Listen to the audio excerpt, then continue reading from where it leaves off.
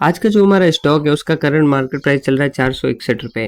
साथ ही मैं आपको ये भी बता दूं, ये जो स्टॉक है उसका 2020 के अंदर प्राइस चल रहा था सिर्फ 60 रुपये और एक टाइम पे इसने ये प्राइस हुआ था 681 का, मतलब 10 गुना रिटर्न दिए थे। लेकिन अभी भी करंटली इसका मार्केट प्राइस देखा जाए तो उसके हिसाब से भी ये 600% से ऊपर है, मतलब 6 गुना रिटर्न से ज़्यादा रिटर्न दे चुका है।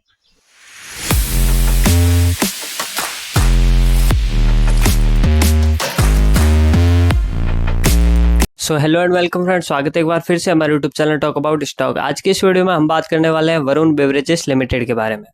ये जो स्टॉक है पिछले 5 सालों में 10 गुना तक रिटर्न दे चुका है और आने वाले फ्यूचर में भी काफ़ी अच्छे रिटर्न देने का पोटेंशियल रखता है। तो आज इस वीडियो में इसका डिटेल एनालिसिस करने वाला है, तो वीडियो में एंड तक बने रहना। लेकिन उससे पहले मैं आपको ये भी बता दूं, ये कोई स्टॉक रिकमेंड वीडियो नहीं है, तो अपनी रिसर्च खुद से करके आपको अपनी इन्वेस्टमेंट करनी है। ये जो कंपनी है काफ़ी अच्छी कंपनी है, ये पेप्सिको के प्रोडक्ट सप्लाई करती है और आने वाले 25 साल तक ये जो कॉन्ट्रैक्ट है इसके पास ही रहने वाला है और कोल्ड ड्रिंक के सेक्टर में एक अच्छी पोजीशन लेके बैठी है। साथ ही इसके जो प्रोडक्ट्स है वो डिमांडिंग भी है, क्योंकि आप सभी को पता है मार्केट में बहुत सारी इसकी कॉम्पिटिटर कंपनीज तो है, लेकिन इसके जो प्रोडक्ट्स है वो काफ़ी डिमांडिंग है। हर बंदे की ज़बान पे इसके प्रोडक्ट के नाम रहते हैं।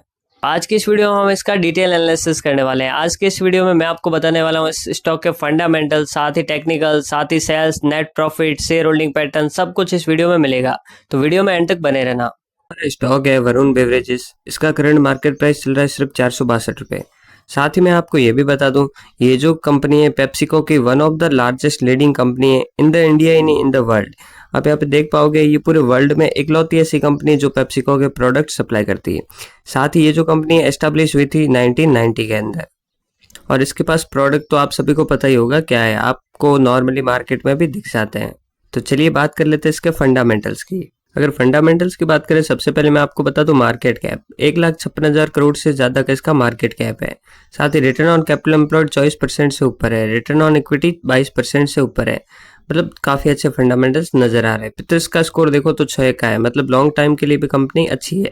साथ ही प्राइस टू अर्निंग रेशियो देखो तो वो भी 56 का है, मतलब स्टॉक थोड़ा सा आप समझ सकते हो अभी महंगा होगा। साथ ही नेट कैश फ्लो कंपनी का देखा जाए तो वो भी पॉजिटिव नंबर के साथ शो हो रहा है।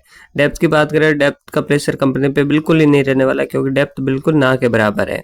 कुछ और अगर फंडामेंटल्स देखें तो वो भी मैं आपको बता दूं, इस स्टॉक ने हाई लगाया है 683 का एंड लो गया है 419 का।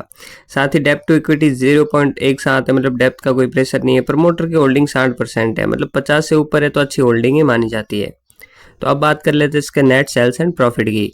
अगर इस स्टॉक के नेट सेल्स की बात करें तो आप देख सकते हैं सेल्स में एक अच्छी खासी ग्रोथ नजर आ रही है।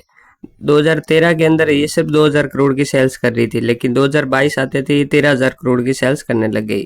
और आगे भी मैं आपको बता दूं, 2022 के बाद 2025 तक में ये जो कंपनी है वो अच्छी खासी सेल्स करती हुई नजर आ रही है। 2023 में ये जो सेल्स थी वो 13 से बढ़कर 16,000 हो गई, 2024 में 20,000 और अभी ट्रेलिंग टाइम पीरियड में भी 21,000 से ज़्यादा की सेल्स जनरेट करके दी है।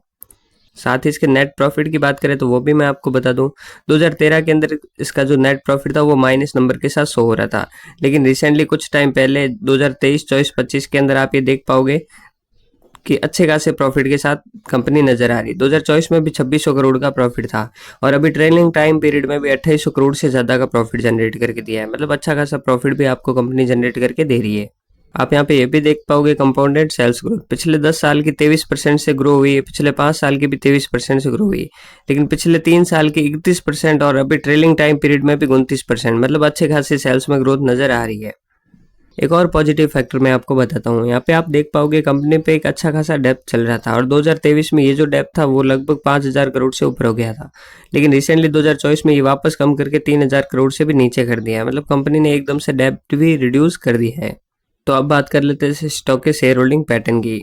शेयर होल्डिंग पैटर्न में मैं आपको बता दूं, जो प्रमोटर्स की होल्डिंग थी वो 63% थी 2023 तक, लेकिन रिसेंटली कुछ ये होल्डिंग जो है प्रमोटर की कम हो चुकी है। 2023 के बाद 2025 आते आते ये जो होल्डिंग है सिर्फ 60% रह गई है। और फॉरेन इन्वेस्टर की होल्डिंग की बात करें तो वो आप देख सकते हो 23%, 24%, 25% ऐसे नंबर्स के साथ आपको शो हो रही है, लेकिन रिसेंटली अभी के समय में भी इस पर एक अच्छी खासी होल्डिंग बना के बैठे हैं। अभी के समय में 22% होल्डिंग है, जो कि 2024 में 25% थी, थोड़ा सा कम करती है। और डीआईज की होल्डिंग बात करें तो वो भी मैं आपको बता दूं, यहाँ पे एक अच्छी खासी होल्डिंग नजर आ रही है। कुछ टाइम पहले ये जो 5% थी फिर 7% हो गई और अब 9% के आसपास, मतलब जो डीआईज है, जो इंडियन इन्वेस्टर है वो अपनी होल्डिंग बढ़ा रहे हैं। पब्लिक का इंटरेस्ट भी देख सकते हो, उसमें 7 से 8% के आसपास पब्लिक का इंटरेस्ट भी इस स्टॉक में नजर आ रहा है। तो जो इस स्टॉक में डाउनफॉल आया था, प्राइस एकदम से 600 से वापस 400 आई है, वो इसके डेप्थ के कारण ही आई है, क्योंकि डेप्थ एकदम से कंपनी के ऊपर बहुत ज्यादा था, फिर डेप्थ धीरे धीरे कम किया तो प्राइस अब हो सकता है ऊपर जाने के लिए तैयार हो रहा है वापस। तो कैसा लगा आपको ये वीडियो पसंद आया तो लाइक जरूर करना, एंड ऐसे अमेजिंग वीडियो से जुड़े रहने के लिए जल्दी से चैनल को सब्सक्राइब कर दो। साथ ही नेक्स्ट वीडियो आपको कौन से स्टॉक पे चाहिए आप कमेंट करके बता सकते हो।